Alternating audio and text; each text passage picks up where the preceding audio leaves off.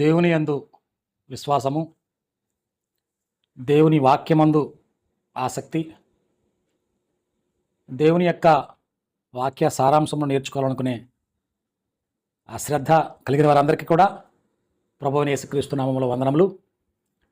ఈ సమయంలో నేను మాట్లాడాలి అనుకునే విషయము ప్రత్యక్ష గుడారము, ద టెబర్నికల్. ఈ ప్రత్యక్ష గుడారం అనే విషయము అవసరమైన సందేశం అందులో మనకుంది. దేవుడు ఇశ్రాయేలు ప్రజలతో నేను వారిలో నివసించినట్లు నాకొక గుడారము నిర్మించుడి అని మోషేకి చెప్పాడు దేవుడు. ఈ విషయాలు, ఈ ప్రత్యక్ష గుడార సంబంధమైన విషయాలని కూడా నిర్గమాకాండం 25వ అధ్యాయం నుంచి 30వ అధ్యాయం వరకు కూడా ఈ విషయాలు ఉంటాయి. 25వ అధ్యాయం నిర్గమాకాండము 8వ వచనంలో, నేను వారిలో నివసించినట్లు వారు నాకు పరిశుద్ధ స్థలమును నిర్మింపవలెను, నేను ఇశ్రాయేలుల మధ్యలో ఉంటాను కాబట్టి నాకొక నిర్మాణం చేపట్టండి అని దేవుడు మోషే ద్వారాగా సెలవిచ్చాడు. అయితే ఇది దేవుడు చూపించిన మాదిరి చెయ్యాలి. దాన్ని చివరి 25వ అధ్యాయం చివరి వచనంలో 40వ వచనంలో 25 నిర్గమాకాండం 40వ వచనంలో, కొండ మీద నీకు కనబరచబడిన వాటి రూపము చొప్పున వాటిని చేయుటకు జాగ్రత్త పడము అన్నాడు. ఇది దేవుని యొక్క డైరెక్షన్లో వస్తుంది. అది దేవుని యొక్క చిత్త ప్రకారంగా వాళ్ళు చేయాలి. దేవుడు చెప్పినట్లుగానే చేయాలి. ఎలా పడితే అలా చేసేది కాదు. ఎందుకంటే వారిలో దేవుడు ఉండాలనుకుంటున్నాడు. ఎందుకంటే ఈ ప్రజలందరూ కూడా ఆ గుడారానికి సహకరించాలి. ఇన్వాల్వ్మెంట్ ఉండాలి, వారి ఇన్వాల్వ్మెంట్ ఉండాలి. ఆ గుడార సంబంధమైన విషయాలని కూడా ఇన్వాల్వ్మెంట్ ఉండాలి వాళ్ళది.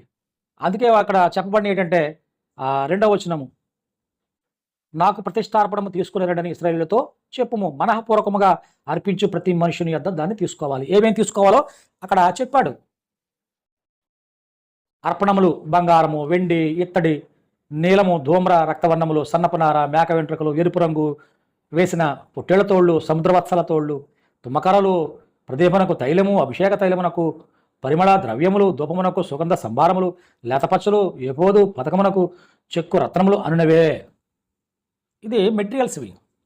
అయితే ఏంటి, మరొకసారి మళ్ళీ ఆ విషయం చెప్తాను. ఎందుకంటే ఈ గుడారము దేనికి సూచనగా ఉంది అంటే, ఇశ్రాయేలు ప్రజల మధ్య దేవుడు ఉంటాడు, దేవుడు ఉన్నాడు, ఆ ప్రజలలో దేవుడు ఉంటాడు అనే సూచకం అది ప్రత్యక్ష గుడారం అనేది. ఎందుకంటే ఈ యొక్క గుడారం అనే దానికి పునాదులు ఉండవు. అసలు గుడారం అంటేనే తాళ్లతో కట్టబడేది. వెండి దెమ్మల మీద నిలబెట్టారు ఆ గుడారాన్ని కట్టారు. ప్రత్యక్ష గుడారం అనేది వెండి దెమ్మల మీద తాళ్ళతో వేసే తాత్కాలికమైనది. అది దానికి పునాదులు ఉండవు. అదొక ప్రత్యేకం, దానికి అదొక విషయం. అది పునాదులు లేనిది. అదే ఈ గుడారము మోషే ద్వారాగా ఇశ్రాయేలు ప్రజలందరూ ఇన్వాల్వ్మెంట్తో అరణ్యంలో, ఎర్ర సముద్రం దాటి అరణ్యంలోకి వచ్చిన తర్వాత అక్కడ దాన్ని నిర్మించారు, గుడారాన్ని ఏర్పాటు చేశారు. తర్వాత కాలంలో, అంటే నేను సింపుల్గా చెప్పుకుంటూ వెళ్ళిపోతున్నాను ఇవన్నీ కూడా. తర్వాత కాలంలో ఇశ్రాయేలు ప్రజలు వాగ్దాన దేశంలోకి వెళ్ళిన తర్వాత ఈ గుడారాన్ని తీసి షిలోహు అనే ప్రదేశంలో దానిని మళ్ళీ తిరిగి దాన్ని గుడారం అక్కడ వేశారు. కొంచెం మోడరేట్ చేసి, ఇంకా కొంచెం దాన్ని మోడరేట్ చేసి దాన్ని అక్కడ వేశారు. ఆ షిలోహులో ఆ గుడారానికి యాజకుడుగా ఏలి ఉన్నాడు. యెహోషువ 18వ అధ్యాయము 1వ వచనంలో, ఇశ్రాయేలీలు ఆ దేశమును స్వాధీనపరుచుకున్న తర్వాత వారందరూ షిలోహునకు కూడి వచ్చి అక్కడ ప్రత్యక్ష గుడారం వేసిరి. అక్కడికి వచ్చి వేశారు ఆ గుడారం. తర్వాత కాలంలో వాళ్ళు రాజును కోరుకున్న తర్వాత, మొట్టమొదటి రాజు అయిన సౌలు యొక్క పరిపాలన కాలంలో ఆ గుడారం అనేది గిబియోను అనే ప్రాంతంలో మళ్ళీ గుడారం అనేది వేయబడింది. మొదటి దినవృత్తాంతములు 21వ అధ్యాయము 29వ వచనంలో, మోషే అరణ్యమందు చేయించిన యెహోవా నివాసము గుడారమును దహన బలిపీఠమును ఆ కాలమందు గిబియోనులో ఉన్నత స్థలమందు ఉండెను. అక్కడ ఉంది. తర్వాత ఈ రాజుల కాలము తర్వాత సొలొమోను వచ్చిన తర్వాత దావీదు కాలంలోనే, సౌలు పరిపాలన అయిపోయాక దావీదు పరిపాలనకు వచ్చాడు. దావీదు కాలం వచ్చేటప్పటికి సొలొమోను పుట్టిన తర్వాత ఆ ఇరువురు కలిపి దాన్ని యెరూషలేముకు తీసుకొచ్చి మార్చారు దాన్ని, ఆ గుడారాన్ని. 2వ దినవృత్తాంతములు 1వ అధ్యాయం 4వ వచనంలో, సొలొమోనుతో కూడా కలిపి గిబియోను నందుండు బలిపీఠము నొద్దకు పోయిరి. దావీదు దేవుని మందసమును కిర్యత్యరీము నుండి తెప్పించి యెరూషలేము నందు దాని కొరకు గుడారము వేసి తాను స్థిరపరిచిన స్థలం ముందు ఉంచెను. దావీదు కూడా దానికి ఒక ప్రత్యేకమైన స్థలం నిర్మించి అక్కడ తీసుకొచ్చి దావీదు దాన్ని తీసుకొచ్చాడు. తర్వాత ఏమైందంటే ఈ గుడారానికి ఇంకా గుడారం అనేది ఇంకా తీసివేస్తారు త్వరలో. ఇంకా సొలొమోను కాలంలో గుడారం తీసివేస్తారు. ఎందుకంటే సొలొమోను ఆలయం కట్టడానికి పూనుకుని ఆలయం కట్టాడు. అప్పుడు ఏమైంది అది ఆ గుడారం అనేది ఈ యొక్క గుడార సంబంధమైన ఆ వస్తువులన్నీ కూడా పూర్తిగా సొలొమోను కట్టిన ఆలయంలోనికి వెళ్ళిపోయాయి. ఈ 3వ అధ్యాయము 3వ వచనంలో ఆ విషయం ఉంటుంది. దేవుని మందిరమునకు సొలొమోను పునాదులు ఏర్పరచెను. ఆ మందిరం అనేది పునాదులతో చేయబడింది. పునాదులతో కట్టబడిన ఎందుకు పునాదులు అంటే ముందు ఉన్న దాని గుడారానికి పునాదులు లేవు. ఇప్పుడు సొలొమోను పునాదులు వేసి ఆ పునాదులతో కట్టబడిన ఆలయంలో దీనికి సంబంధించిన వస్తువులన్నీ కూడా దాంట్లో పెట్టారు. ఏ వస్తువులు పెట్టారు అందులో అనేది మనకు తెలియాలి. ఇప్పుడు మంచంలో గుడారం అయిపోయింది, తాళ్ళు గిళ్ళని పక్కన పెట్టేస్తారు. ఇంకా దానికి సంబంధించిన పక్కన పెట్టి ఆ లోపల ఉండే సామాన్లన్నీ కూడా ఈ పునాదులు గల సొలొమోను కట్టిన ఆలయంలో తీసుకొచ్చి పెట్టారు. ఈ గుడారం యొక్క నిర్మాణ క్రమం అనేది మనం ఎలా ఉందో ఒకసారి చూద్దాం. ముందుగా ప్రజలు ఉండే పాళెము, అవుటర్ కోట్ అంటారు దాన్ని. అక్కడ అందరూ ప్రజలు ఉంటారు. గుడారానికి ద్వారం ఉంటుంది. లోపలికి వెళ్ళడానికి గుడార ద్వారం, మొట్టమొదటిగా గుడార ద్వారం వస్తుంది. తర్వాత ముందు లోపలికి వెళ్తే గుడారం లోపలికి వెళ్తే మొట్టమొదటిగా గంగాళం, వాటర్తో నింపిన గంగాళం ఉంటుంది, నీళ్ళతో నింపిన గంగాళము. తర్వాత కొంచెం పక్కకి వెళ్తే అక్కడ బలిపీఠం ఉంటుంది. దీని తర్వాత మొదటి తెర వస్తుంది. ఆ తెర లోపలికి వెళితే ఒక గది ఉంటుంది. అది పరిశుద్ధ స్థలము అంటారు దాన్ని. ఈ స్థలంలో దీపవృక్షము, ధూపవేదిక, సన్నిధి బల్ల ఇవి ఉంటాయి. ఈ క్రమంలో ఇవన్నీ ఉంటాయి. తర్వాత మరొక తెర వస్తుంది. ఆ తెర లోపల ఏముంటాయంటే మంచం ఉంటుంది. ఆ మంచంలో అహరోను చిగురించిన చేతికర్ర, మన్నా పాత్ర, అలాగే నిబంధన పలకలు, ఆజ్ఞల పలకలు అవి అందులో ఉంటాయి. ఆ తర్వాత ఆ మంచం అనేది మంచంలో ఉంటాయి. మంచం పైన కరుణాపీఠం అనేది ఉంటుంది. కరుణాపీఠం పైన బంగారంతో చేయబడిన 2 కెరూబులు అనేవి అక్కడ ఇలాగా ఒకదానితో ఒక చేతులు కలిపినట్లుగా అక్కడ దాని మీద కరుణాపీఠం మీద మంచం కెరూబులు ఉంటాయి. ఇది ఈ వస్తువులన్నీ కూడా అందులో ఉంటాయి. దాన్ని హెబ్రీ పత్రిక 9వ అధ్యాయంలో పౌలుని, ఎందుకంటే ఈ 25వ అధ్యాయం నుంచి 30వ అధ్యాయం వరకు నిర్మాణం చదివితే మనకు క్లియర్గా అర్థమవుతాయి ఇవన్నీ కూడా. అంటే ఇవన్నీ చదువుకుంటూ వెళ్తే మనకి చాలా సమయం ఎక్కువైపోతుంది. మనం అన్నీ ఒకసారి చెప్పలేం కనుక. ఎందుకంటే ఇప్పుడు ఈ చెప్పబడిన విషయాలన్నీ కూడా మందసం అనే దాని గురించి ఒక వీడియో చేయొచ్చు. అలాగే కరుణాపీఠం అనే దాని గురించి ఒక వీడియో చేయొచ్చు. అందులో ఉన్న మన్నా పాత్ర గురించి ఒక వీడియో చేయొచ్చు. ప్రతి దాని గురించి ఒక వీడియో చేయొచ్చు. కానీ అన్ని మనం వారాలుగా చెప్తున్నాను. నేను అన్ని చెప్పాలంటే ఒక్కొక్క వీడియో చేయాలి దానికి. అప్పుడు క్లారిటీ వస్తుంది. ఇక్కడ హెబ్రీ పత్రికలో 9వ అధ్యాయంలో చెప్పబడినట్లుగా ఏం చెప్పాడు దాని విషయాలు. మొదటి నిబంధనకైతే సేవానియములు ఈ లోక సంబంధమైన పరిశుద్ధ స్థలం ఉంది. ఈ లోక సంబంధమైన పరిశుద్ధ స్థలం ఇది. ఏది? అరణ్యంలో గుడారము. అలాగే ఆలయం కూడా, యెరూషలేము దేవాలయం కూడా అదే దీనికి సంబంధించింది. అందులో ఏముంటాయి? ఫస్ట్ అయితే గుడారము, మొదటి గుడారము, అందులో దీపస్తంభము, బల్ల, దాని మీద ఉంచబడి రొట్టెలు ఉంటాయి. దానికి పరిశుద్ధ స్థలం అని పేరు. మనం ఇప్పుడు చెప్పినట్లుగా ఇక్కడ వివరం చెప్పాడు. ఇక్కడ 2వ తెరకు అవల అతి పరిశుద్ధ స్థలం అను గుడారం ఉంటుంది. అందులో సువర్ణ ధూపార్తి, అంతటను బంగారు రేకులతో తాపబడిన నిబంధన మంచం ఉంటాయి. ఆ మంచంలో మన్నగల పాత్ర, చిగురించిన అహరోను చేతికర, నిబంధన పలకలు ఉంటాయి. దానిపై కరుణాపీఠము కమ్ముకొనుచున్న కెరూబులు. వీటిని గురించి ఇంకా అంతకుమించి ఎక్కువ చెప్పడానికి టైం ఉంటుందని చెప్పేసి పౌలు కూడా అక్కడ తాపు చేశాడు. అయితే ఇవేంటివి? ఇవన్నీ కూడా 9వ వచనంలో ఈ గుడారము ప్రస్తుత కాలమునకు ఉపమానముగా ఉన్నది, ఈ ఉపమానార్థలను బట్టి అంటున్నాడు, ఉపమానంగా ఉంది అని. ఇంకా కిందకి 10వ వచనంకి వచ్చేటప్పటికి ఇవి దిద్దుబాటు కాలము వచ్చే వరకు విధింపబడి అన్నపానములతోనూ నానా విధమైన ప్రక్షాళనలతోనూ సంబంధించిన శరీరాచారములు మాత్రమే ఉన్నవి. ఈ లోక సంబంధమైన గుడారము శరీరాచారములు. ఎప్పటిదాకా ఇవి? ఎప్పటి వరకు ఇవన్నీ కూడా అలా ఉంటాయి? ఈ లోక సంబంధమైనవి ఉంటాయి. అంటే ఏమని చెప్పాడు అక్కడ? ఈ యొక్క 2వ తెరలో నుంచి లోపలికి వెళ్ళేదంతా కూడా అతి పరిశుద్ధ స్థలము అన్నాం కదా మనము అని చెప్పాడు కదా. ఇక్కడ మనకి రాయబడిన విషయం కూడా అదే, మనకి ఇప్పుడు చదివాం కదా అవన్నీ కూడా. ఇది ఎలా ఉంటుందంటే చీకటిగా ఉంటుంది. దాన్నే సొలొమోను ఏమనంటే గాఢాంధకారం మందు దేవుడు నివసిస్తాడు అన్నాడు. గాఢాంధకారం ఉంటుంది అక్కడ. ఎందుకంటే వెంటిలేషన్స్ ఏమి ఉండవు. ఎందుకంటే బయట నుంచి వచ్చే కృత్రిమమైన గాలి అక్కడ రాకూడదు. అది వెలుగు కూడా రాకూడదు. ఈ లోక సంబంధం వెలుగు అనేది రాకూడదు. దేవుడే వెలిగే ఉండాలి అక్కడ అనే దానికి సూచనగా చీకటిగా, ఎటువంటి వెంటిలేషన్ లేకుండా, ఎటువంటి చిన్నది కూడా వెలుతురు రాకుండా కటికి చీకటిగా ఉంటుంది. అక్కడ ధూపం వేయాలి. అక్కడికి దాన్ని ఎవరంటే అతి పరిశుద్ధ, దేవుడు అక్కడ మాట్లాడే స్థలం అది. దాన్ని అతి పరిశుద్ధ స్థలము అంటారు. ప్రధాన యాజకుడు మాత్రమే సంవత్సరానికి ఒకసారి అక్కడికి వెళ్తాడు. ఇప్పుడు మనం చెప్పుకున్న హెబ్రీ పత్రికలోనే అది కంటిన్యూ చేశాడు. 9వ అధ్యాయం హెబ్రీ పత్రికలో 7వ వచనంలో ఆ విషయం అనేది మనకి ఒకసారి చూస్తే మనకు అర్థమవుతుంది.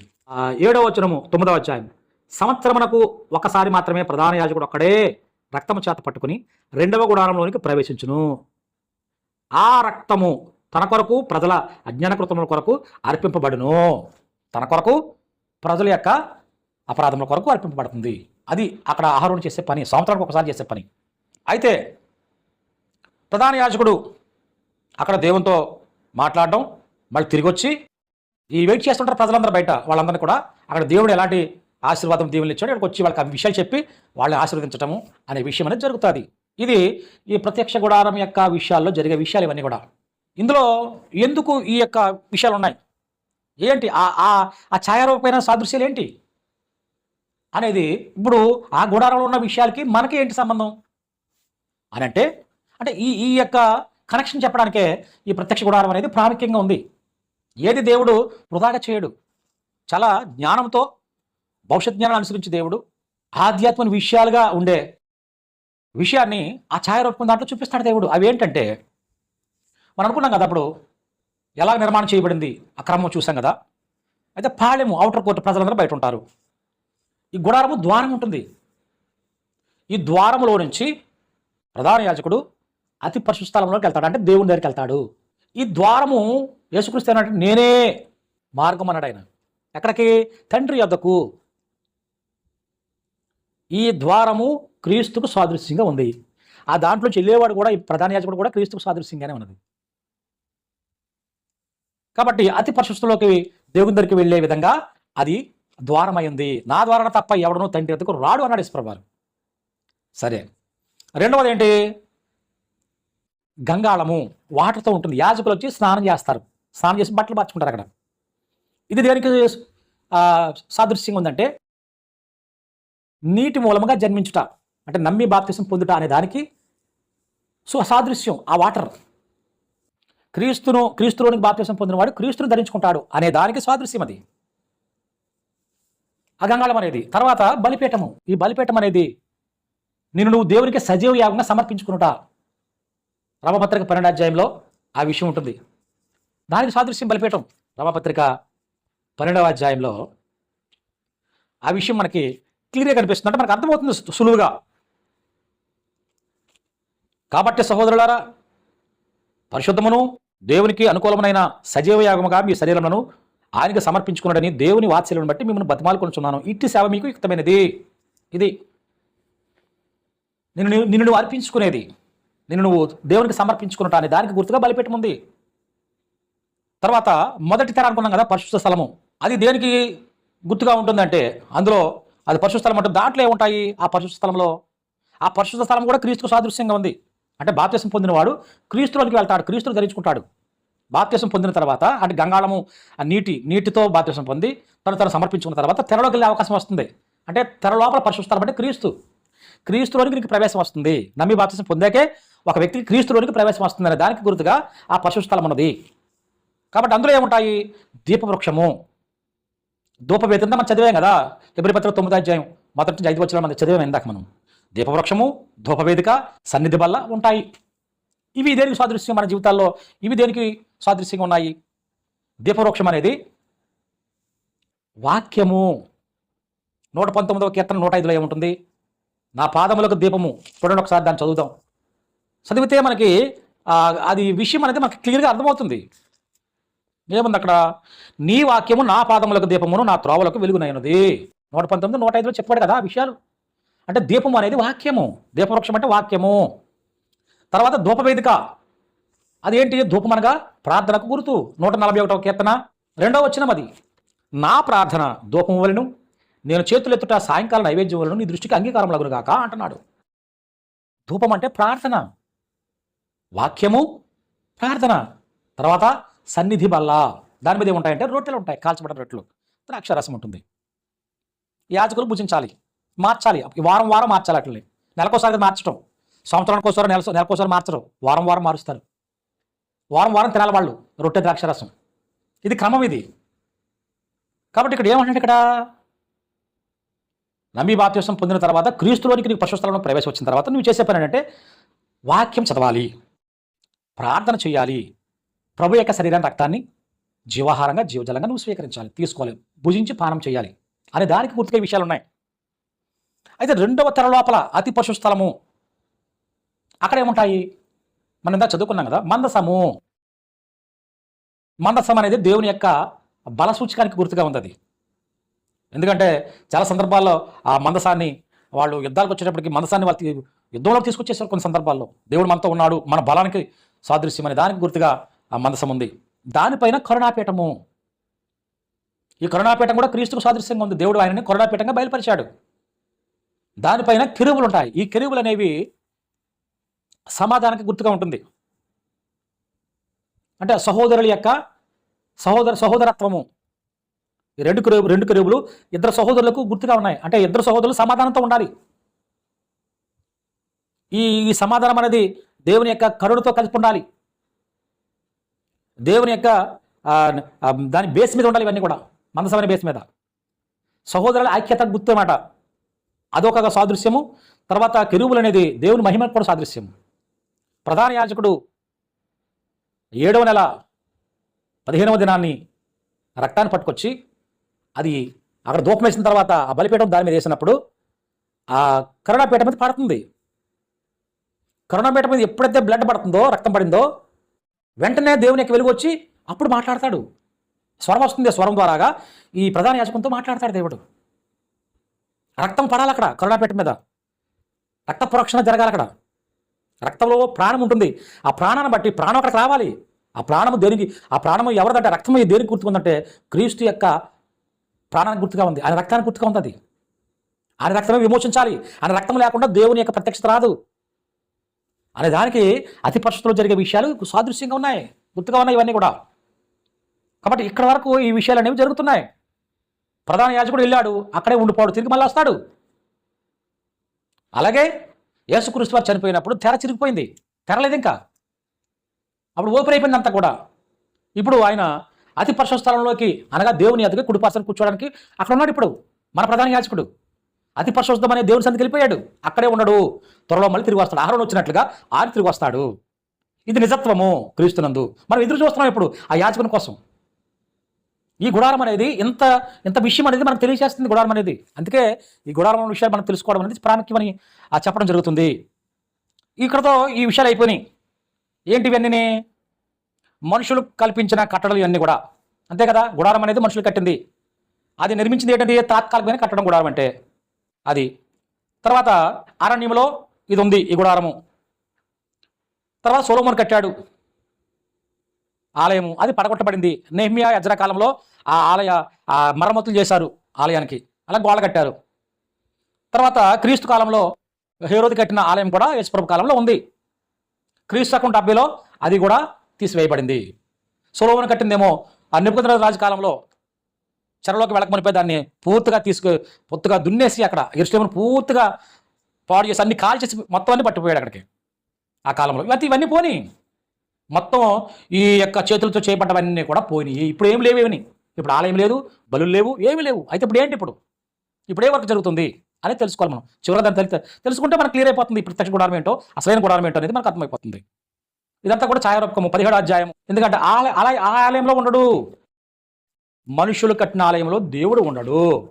దేవుడే చెప్పాడు అది కట్టమని, తాత్కాలిక మీద కట్టమన్నాడు. ఛాయారూపకముగా అంటే ప్రకృతి సంబంధమైనది మొదట కలుగుతుంది, తర్వాత ఆత్మ సంబంధం వస్తుంది. ఇప్పుడు ప్రకృతి సంబంధమైన, అందుకే పౌలేమన్నాడు ఈ లోక సంబంధమైన పరిశుద్ధ స్థలం అన్నాడు. ఇది శరీరాచారాలు మాత్రమే అని చెప్పాడు. అందుకనే 17వ అధ్యాయము 25వ వచనము, ఆయన అందరికీ జీవమును ఊపిరిని సమస్తమును దయచేయవాడు కనుక తనకు ఏదైనా కొదువు ఉన్నట్లు మనుషుల చేతులతో సేవింపబడేవాడు కాడు అనేది ఒకటి. 24వ వచనంలో కూడా పైకెళ్తే, జగత్తును అందరి సమస్తమును నిర్మించిన దేవుడు తానే ఆకాశమునకును భూమిని ప్రభు అయినందున హస్తకృతమైన ఆలయంలో ఆయన నివసింపడు. హస్తకృతమైన ఆలయంలో నివసింపడు. అది ఛాయారూపకమైంది. అది అర్థం చేసుకోవాలి. ఛాయ అనేది నీడ కదా, నీడ అంతసేపు నీడ ఉండదు, నీడంటేనే ఉండదు, వెలుగు వచ్చాక నీడ ఉండదు, పోతుంది అనే విషయం అర్థం కావాలి మనిషికి. కాబట్టి ఇక్కడతో ఈ విషయం కూడా ఈ క్రీస్తు శకము 70 సంవత్సరంలో పూర్తిగా రోమిలు వచ్చి ఆ యేసుక్రీస్తు కాలంలో ఉన్న దాన్ని కూడా తీసేస్తారు. ఇప్పుడు ఆలయం లేదు. యేసుక్రీస్తు చనిపోయేటప్పుడే దేవాలయం చిరిగిపోయింది, అక్కడతో ఫినిష్ అది అయిపోయింది. ఇప్పుడు ఏంటి, ఇప్పుడు జరిగే విషయం ఏంటి, ఇప్పుడు దేవుడు ఏం చేస్తున్నాడు?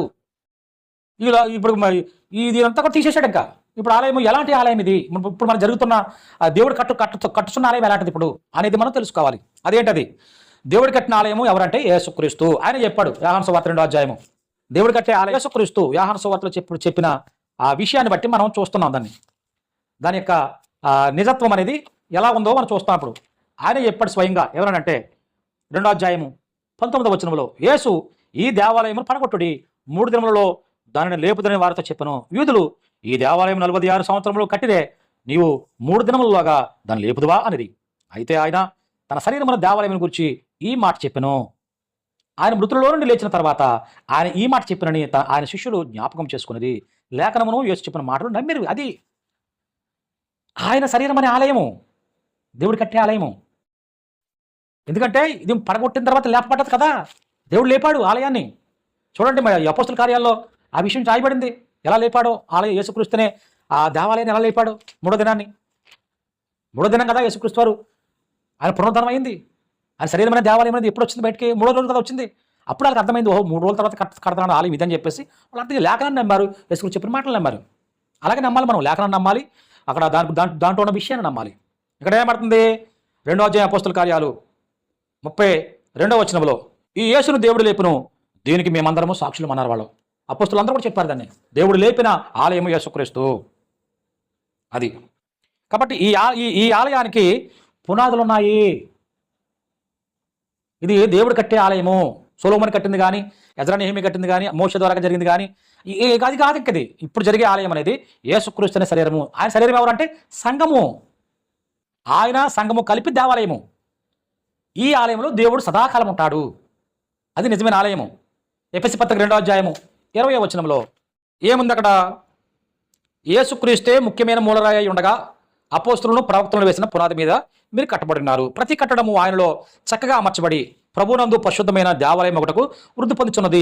ఆయనలో మీరు కూడా ఆత్మ మూలముగా దేవునికి నివాసస్థలమై ఉండటకు కట్టబడుచున్నారు. యేసుక్రీస్తే ముఖ్యమైన మూలరాయి అయి ఉండగా అపోస్తులు ప్రవక్తలు వేసిన పునాది ఉంది దీనికి అపోస్తులు ప్రవక్తలు పునాది. దీనికి మొట్టమొదటి రాయి యేసుక్రీస్తు. ఆ పక్కనే అపోస్తులు ఆ రాళ్ళు పేర్చబడ్డారు. ఇదంతా పునాది అయిపోయింది. ఇప్పుడు గోడలు కడుతున్నారు, గోడల పని కూడా అయిపోయింది. ఇంకా పైకప్పు పని ఉంది ఇప్పుడు, అంతే, దగ్గరకు వచ్చేస్తుంది వరకు. ఈ పని పూర్తి అయిపోయిందంటే దేవుడు అందులోకి వచ్చి నివసిస్తాడు. ఇది మనకి గ్రంథం ఇచ్చే వివరణ ఇది. కాబట్టి ఆ విషయాలు చాలా ప్రాముఖ్యంగా మనం ఆలోచిస్తాం. 1 కొరింథీ పత్రిక 3వ అధ్యాయం 11వ వచనంలో కూడా, వేయబడినది తప్ప మరి యొక్క పునాది ఎవడును వేయనేరడు, ఈ పునాది క్రీస్తే. అది పునాది క్రీస్తు. మెటీరియల్ ఎవరంటే అపోస్తులు ప్రవక్తలు. ఆయన మొట్టమొదటి రాయి, ఒక రాయి దగ్గర నుంచి పేర్చుకుంటూ వస్తారు రాళ్ళు పునాదికి. పూర్వం కట్టే పునాదులు అలాగే ఉంటాయి, ఇప్పుడులాగా పిల్లర్స్ కాదు, రాతి కట్టలన్నీ కూడా అవన్నీ కూడా దాని పోలికి చెప్తున్నాడు దేవుడు. మొట్టమొదటి కార్నర్ స్టోన్, మొట్టమొదటి రాయి అనేది బలంగా ఉంటుంది. ఆ రాయి దగ్గర నుంచి మిగతా ఎన్ని లైన్ నుంచి పేర్చుకుంటూ వస్తారండి. మొట్టమొదటి రాయి క్రీస్తు, తర్వాత ప్రవక్తలు, తర్వాత అపోస్తులు. ఇదంతా ఒక పునాది. పైన గోడలు కడుతున్నారు ఇప్పుడు. ఇది నిజమైన ఆలయం. ఇది పునాదులతో ఉన్నది. ఇది పోదది. పునాది అంటేనే స్టాండర్డ్ వర్క్, శాశ్వతంగా ఉండేది. అది టెంట్ కాదు, అది గుడారం కాదు, అది పునాదులతో చేయబడినది. అది ఏంటది? ఈ ఆలయం అనేది యేసుక్రీస్తు మరియు సంఘము. ఎఫెసీ పత్రిక 1వ అధ్యాయము. ఆ విషయం అనేది మనకు తెలిసిన విషయాలే ఇవన్నీ కూడా. అయినా సరే కొత్తగా మళ్ళీ చెప్పాలి. 22, 23 వచనాలు. మరియు సమస్తమును ఆయన పాదముల కింద ఉంచి సమస్తమును పైన ఆయనను సంఘమునకు శిరస్సుగా నియమించును. ఆ సంఘము ఆయన శరీరము. సమస్తమును పూర్తిగా నింపుచున్న వాని సంపూర్ణత అయినది. ఆ సంఘము ఆయన శరీరము శిరస్సు. ఈ రెండు కలిపితే దేవుని ఆలయము.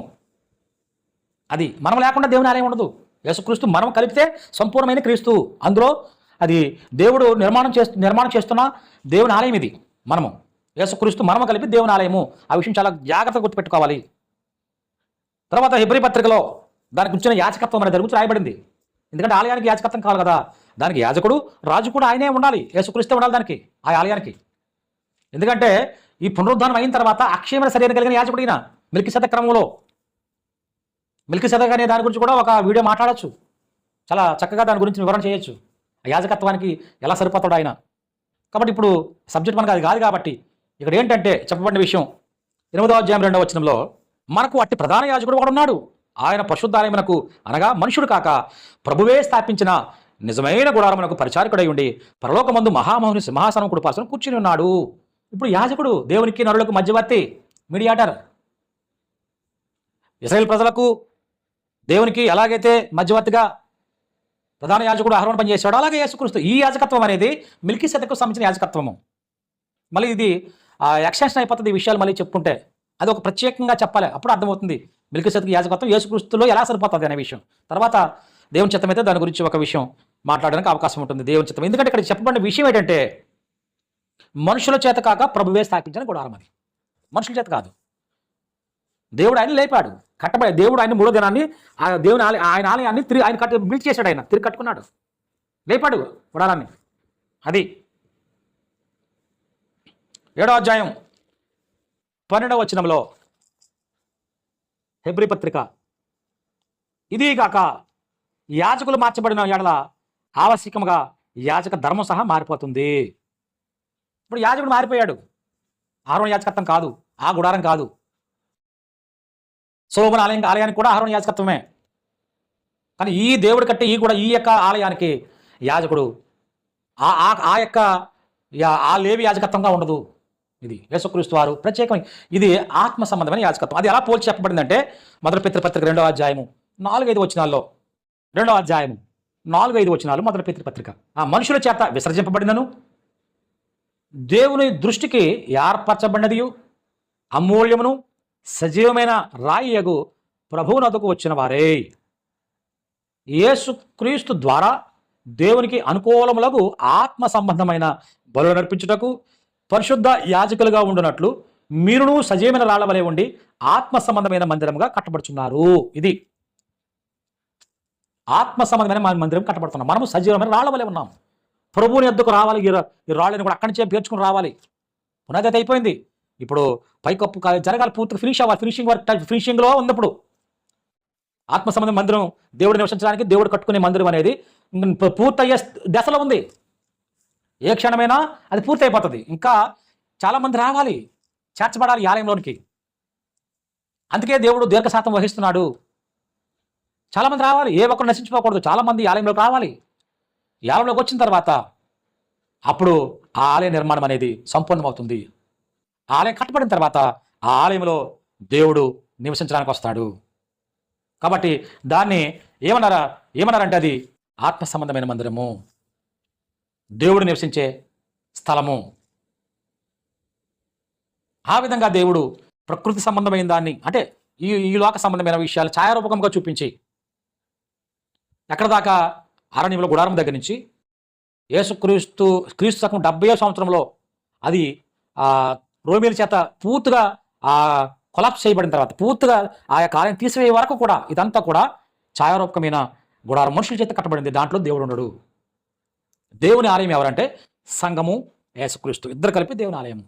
కాబట్టి చివరిగా ఒక చిన్న చదివేసి ముగించేద్దాం. హెబ్రీ పత్రిక 3వ అధ్యాయంలో ఏముందంటే ఆ విషయంలో 6వ వచనము, 3వ అధ్యాయం 6వ వచనం, అయితే క్రీస్తు కుమారుడై ఉండి ఆయన ఇంటి మీద నమ్మకముగా ఉన్నాడు, ధైర్యమును నిరీక్షణ వలని ఉత్సాహమును తుదమట్టుకు స్థిరముగా చేపట్టిన యెడల మనమే ఆయన ఇల్లు, యేసుక్రీస్తునందు మనము ఆయన కలిపి దేవుని యొక్క ఆలయంగా ఉండబోతున్నాము. దానికి ఛాయారూపకంగా ఆ గుడారాన్ని, తర్వాత యెరూషలేములో సొలొమోను దొర ఆలయాన్ని, ఆ తర్వాత ఈ యేసుక్రీస్తు కాలంలో ఉండే హేరోదు కట్టిన ఆలయము, ఇవన్నీ కూడా తీసేశాడు దేవుడు. ఇప్పుడు ఏమీ లేవు. ఇప్పుడు కేవలము సంఘము, యేసుక్రీస్తు వారు మాత్రమే ఆత్మ సంబంధమైన మందిరంగా వర్క్ చేస్తున్నాడు. దేవుడు కడుతున్నాడు. ఇంకా ఈ మందిరంగా మనం ఉండాలి. ఆ మందిరంకు రావాలి అంటే ముందు చెప్పిన క్రమం ఉంది కదా, బాప్తిస్మము, బలిపీఠము, నిన్ను సమర్పించుకున్నాడు దేవునికి. ప్రతిరోజు ఉదయ సాయంకాలం నువ్వు బైబిల్ చదవాలి, ఉదయ సాయంకాలం నువ్వు ప్రార్థన చేయాలి. ప్రతి వారానికి ఒకసారి ప్రభు సన్నిధిలో నువ్వు ఆ బల్ల ఆరాధన అది జరపాలి. ప్రభు యొక్క శరీర రక్తాన్ని తీసుకోవాలి. ఈ క్రమం అనేది యాజకుడు వచ్చే వరకు కూడా ఈ క్రమం ఉండాలి. యాజకుడు ఇప్పుడు అతి పరిశుద్ధంలో ఉన్నాడు, మన ప్రధాన యాజకుడు. ఆయన ఏదో టైంలో రాబోతున్నాడు, అంతవరకు నువ్వు ఈ క్రమాన్ని పాటించాలి. ఇది ఖచ్చితంగా నీ జీవితంలో, నా జీవితంలో ఉన్నప్పుడు ఆ యొక్క యాజకుడుతో మనం మమేకమై దేవుని యొక్క ఆలయంగా ఉండబోతున్నాము. ఈ విధంగా ఉండేటట్లుగా దేవుడు ఈ విశ్వాసంలో బలపరచబడిన వారందరికీ కూడా ఆ భాగ్యమును కలగజేసి ఆనందింపజేసి అందరినీ కూడా దీవించి ఆశీర్వదించును గాక. ఆమెన్. అందరికీ వందనములు.